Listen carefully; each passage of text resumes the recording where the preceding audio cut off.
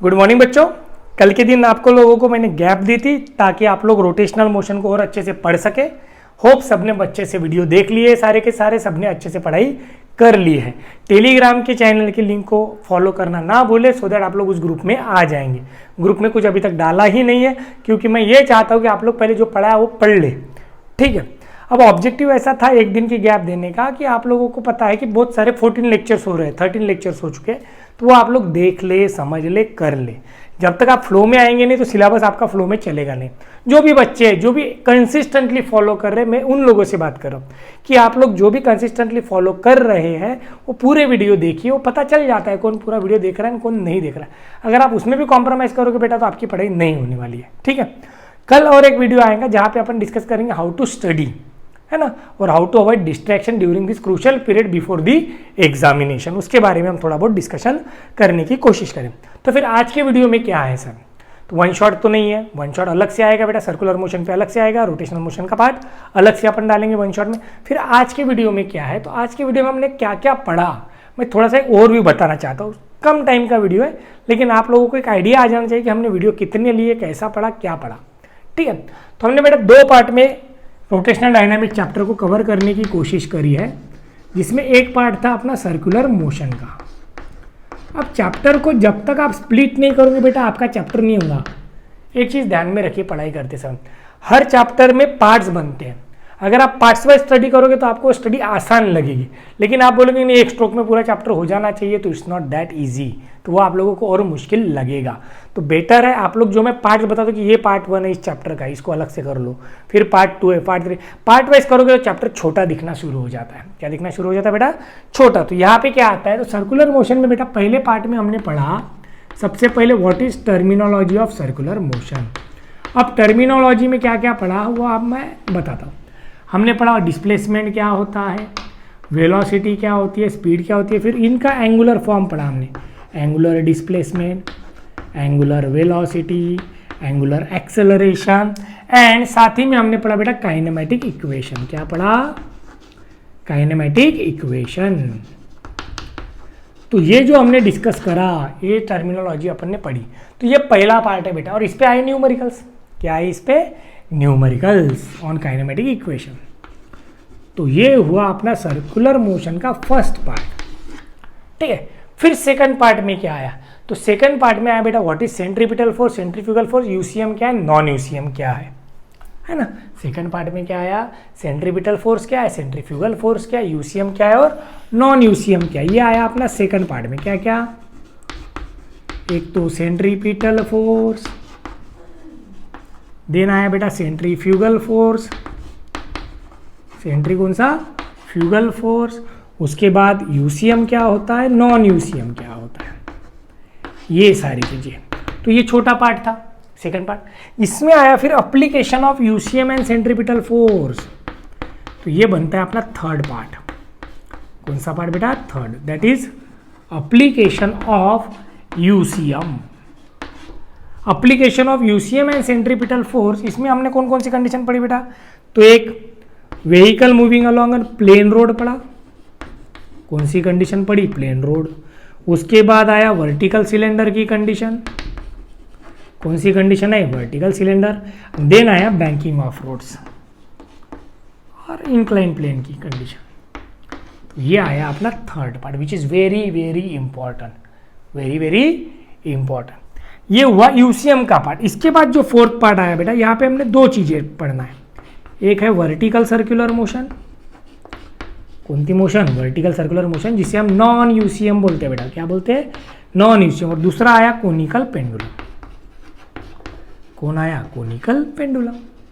तो अब देखिए आपको चार पार्ट दिख रहे हैं, तो आप ऐसा भी समझ के चल सकते हो रिवीजन करते समय या पढ़ाई करते हो, एक दिन में ये होना चाहिए, दूसरे दिन ये, दूसरे तीसरे स्लॉट में ये, चौथे स्लॉट में ये, तो 4 स्लॉट में आपका सर्कुलर मोशन खत्म हो जाना चाहिए अगर स्लॉट वाइज अपन स्टडी करते हैं तो। अगर आपने प्रॉपरली वीडियो देखे होते तो 7 दिन आपके पास थे। कितने दिन थे बेटा? 7 दिन। समझिए इस चीज़ को, जिन्होंने भी पूरे वीडियो अभी तक नहीं देखे उस इस चीज़ को समझने की कोशिश करिए कि आपके पास कितना समय था। तो 7 दिन थे। कितने दिन थे बेटा? 7 दिन। उन 7 दिन में इन दो 7 डेज अगर आप बराबर सर्कुलर मोशन करते तो आपका आज हुआ रहता था। अब ये बहुत सारे बच्चे अभी ऐसा सोचेंगे कि टाइम जाने के बाद कि नहीं यार मैं कर लेता था तो अच्छा होता, अभी भी समय गया नहीं है, फटाफट रिकवर कर लो तो आगे फायदा होगा। तो ये देखिए 4 दिन में आपकी पढ़ाई हो सकती है, किसकी? Circular motion. अब 4 दिन यानी बहुत बड़ा पार्ट बोल दिया मैंने, 4 स्लॉट्स बोल रहा हूँ मैं, 1.5 2 घंटे के 4 स्लॉट में ये हो जाएगा, ठीक है, मतलब 1 दिन में भी हो सकता है अगर प्रॉपरली देखें तो। चलिए नेक्स्ट पार्ट हमने पढ़ा बेटा सर्कुलर मोशन के बाद रोटेशनल मोशन। कौन सा पार्ट पढ़ा है? सर्कुलर मोशन के बाद भैया रोटेशनल मोशन। कौन सा मोशन? Rotational motion. फिर रोटेशनल मोशन में हमने क्या पढ़ा? तो रोटेशनल मोशन में सबसे पहले हमने kinetic energy of rotational motion पढ़ा। देखिए kinetic energy of rotational motion, इस पे से हमने पढ़ा मोमेंट ऑफ इनर्शिया और radius of gyration. Radius of gyration, तो ये हुआ अपना फर्स्ट पार्ट, जहां पे किसका इक्वेशन पढ़ा हमने? Kinetic energy of rotational motion, moment of inertia, radius of gyration. This is our first part. अब इसके बाद हमने डिराइव किया क्या? तो मोमेंट ऑफ इनर्शिया ऑफ किसका? तो रिंग एंड डिस्क, दो चीजों का बेटा, एक है रिंग दूसरा है डिस्क। तो इनके फॉर्मूले बने और इनके रेडियस ऑफ गायरेशन भी बने। इनके क्या बने? Radius of gyration. इनके न्यूमेरिकल भी कर सकते हैं आप। तो ये हुआ भैया अपना सेकंड पार्ट। कौन सा पार्ट हुआ? सेकंड। थर्ड पार्ट जो आया उसमें हमने पढ़ा पैरेलल एक्सिस थ्योरम क्या है। कौन सा थ्योरम बेटा? Parallel axis theorem. उसके बाद परपेंडिकुलर एक्सिस थ्योरम क्या है? पैरेलल एक्सिस थ्योरम और परपेंडिकुलर एक्सिस। ये हुआ अपना थर्ड पार्ट। ये हुआ अपना third part, parallel axis theorem, perpendicular. इनके एप्लीकेशन भी पढ़े, इनके न्यूमेरिकल्स भी पढ़े हमने, ठीक है। इसके बाद आता है अपना रोलिंग मोशन। कौन सी मोशन है भैया? Rolling motion. तो ये इंपॉर्टेंट पार्ट है अपना, parallel axis theorem, perpendicular axis theorem. उसके पहले रोलिंग मोशन के पहले इसके बाद आया बेटा एंगुलर मोमेंटम क्या होता है। डोंट वरी, रिवाइज कराऊंगा मैं वन शॉट में। फिर इसका law of conservation of momentum, law of conservation of momentum and relation for law of conservation of momentum in terms of inertia, that is L is equal to I omega। ये पढ़ा हम। साथ ही में पढ़ा बेटा हमने टॉर्क का equation. किसका इक्वेशन? टॉर्क का इक्वेशन। तो ये सारी चीजें आती है भैया टाइप 4 में, पार्ट 4 में, ठीक है। लास्ट पार्ट आता है भैया रोलिंग मोशन। कौन सी मोशन? Rolling motion. तो ऐसे 5 पार्ट है और न्यूमेरिकल। तो रोटेशनल मोशन को 5 पार्ट में पढ़ना है, सर्कुलर मोशन को 4 पार्ट में पढ़ना है। तो कंटेंट वाइज सर्कुलर मोशन बड़ा दिखेगा, रोटेशनल मोशन थोड़ा छोटा दिखेगा। रोटेशनल मोशन में कुछ फॉर्मूले ज़्यादा याद रखने होंगे जो यहाँ पे काम कम है। किसमें कम है? Circular motion. फिर सर आप इतना जल्दी जल्दी बता दिए, अब हम क्या करें? तो ये इसलिए बेटा कि एक चैप्टर हो गया है तो आप लोगों को अंदाज आएगी इतना बहुत कुछ पढ़ना पड़ता है, और ये पढ़ेंगे तो ही पढ़ाई होने वाली है, हवा में थोड़ी ना पढ़ाई होंगी बेटा। इतना सारा पढ़ने के लिए वक्त निकालना होगा, वीडियो भी देखना होगा, पढ़ना भी होगा, प्रैक्टिस भी करनी होगी, और जो कि अपने पास बहुत कम समय है। 9 अक्टूबर, नवंबर, दिसंबर, 3 ही महीने, अपने को 30 दिसंबर तक सिलेबस भी खत्म करना है, ऑलमोस्ट 100 डेज का जो बोला था उस हिसाब से। तो इसलिए सोचिए थोड़ा सा और अच्छे से पढ़ाई कीजिए। सीरियसली मैं जेन्युइनली बोल रहा हूँ, आप लोगों को रोज का जो वीडियो आ रहा है उसे देखना है और आपको बस पढ़ना है, बाकी कुछ नहीं। 1.5 घंटे का काम है आपका फिजिक्स के लिए। अगर आप रोज 1.5 घंटा निकाल लोगे तो फिजिक्स आपका हो जाएगा। कोई पीछे मुड़ के देखने वाली बात नहीं है। कंसिस्टेंसी रखो। क्या रखो बेटा? कंसिस्टेंसी। और बीच में रिवीजन करते रहो। वीडियो के बाद पढ़ो, फिर दोपहर में, शाम में, जैसा वक्त मिलता है आधा घंटा उसी चीज़ को रिवाइज करो।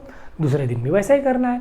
ये सारी चीज़ें भी अपन डिस्कस करेंगे कल कि सभी सब्जेक्ट का मिला जुला के कैसे अपन प्रिपेयर कर सकते हैं, वो अपन कल डिस्कस करने वाले एक नए वीडियो में, जो कि बिल्कुल देखना ना बोले फिर इस वीडियो को इग्नोर करना जरूरी है कि नहीं बेटा इस वीडियो को भी देख लो। क्यों देखो? कि आपको पता चले कि इतना पढ़ा है, इतना हमें पढ़ना है ना। तो ऐसे वीडियो भी आएंगे, बीच में अभी बड़ा वीडियो भी आएगा। और 1 अक्टूबर से जेई और नीट की सीरीज शुरू हो जाएंगी अपनी। पहले जेई मेंस और नीट का 11th का सिलेबस कवर करेंगे अपन, फिर 12th के सिलेबस पे जाएंगे, और वो सीरीज पूरी चलेंगी अपनी 6 मंथ्स ऑलमोस्ट, उससे ज़्यादा भी चल सकती है। 1 अक्टूबर से कहाँ से आएंगे बेटा? 1 अक्टूबर से वो शुरू हो जाएगा, ठीक है। तो दिस इज इट। और वो जो सीरीज़ है उसमें आपका सीईटी का भी अच्छे से कवर हो जाएगा, सीईटी का सिलेबस भी हो जाएगा। सीईटी का क्रैश कोर्स अपन अलग से लाने वाले हैं, है ना। अगर सीरियसनेस नहीं आ रही है तो हमें पेड वर्जन पे जाना होगा, सो दैट आप लोगों को सीरियसनेस आए। ठीक है, तो suggest suitable price for CET crash course for online कितनी रखनी चाहिए, और इस कोर्स को भी अगर पेड करते हैं तो कितने में रखना चाहिए, सो दैट सबको अफोर्डेबल हो। कम से कम प्राइस कितनी होनी चाहिए, या आप लोग मुझे सजेस्ट कीजिए। पर्सनली मैसेज करके भी कर सकते हो, कमेंट में सेक्शन में भी दे सकते हो कि फिजिक्स का बोर्ड का पूरा थ्योरी कोर्स फिजिक्स का कितने में मिलना चाहिए, फिजिक्स का सीईटी का क्रैश कोर्स कितने में होना चाहिए। ये अपन सोचेंगे, आप लोगों को नहीं है, डोंट वरी, आपको फ्री में ही आने वाला है। लेकिन एक जनरल इन्फॉर्मेशन, मतलब क्या लगता है आप लोगों को मोस्ट अफोर्डेबल प्राइस क्या हो सकती है, उस हिसाब से मैं वो कोर्स जनरेट करूँगा। कोर्स जनरेट होने के बाद उसके बेनिफिट क्या होंगे, वहाँ पे 1-to-1 डिस्कशन भी कर सकेंगे आप लोग एप्लीकेशन में, इसलिए। ठीक है बेटा, तो सोचेंगे उस बारे में अपन, वो आगे की बात है। तब तक हमें उतने लोगों तक पहले पहुँच जाना होगा। ठीक है, तो thank you everyone for this listening to me. ये वीडियो पूरा अगर देख रहे होंगे तो थैंक यू, और अगला वीडियो ज़रूर देखिएगा, उसे भूलना नहीं। Thank you, please like share and subscribe to the channel. Thank you.